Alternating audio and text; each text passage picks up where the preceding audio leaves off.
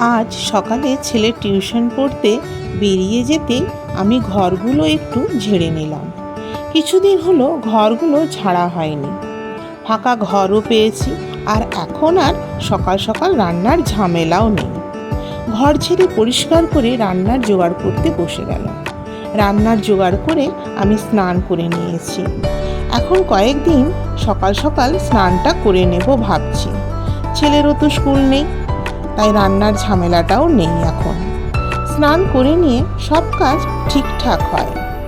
তারপর পুজোটা করে নিয়েছি, তাই ঠাকুরের জায়গাটা পরিষ্কার করে নিলাম। বাসনগুলো ধুতে হবে। বাসি ফুলগুলো তুলে রেখে তুলসী গাছ যেখানে রেখেছি ওখানটা ধুয়ে নিয়ে পুজোটা দিয়ে দিলাম। কাল বৃহস্পতিবার, লক্ষ্মী পুজো আছে। ছেলে টিউশন থেকে বাড়ি আসতে সবাই মিলে টিফিন খেয়ে নিয়েছি। একটু বেলা হতে রান্না বসিয়েছি। রান্না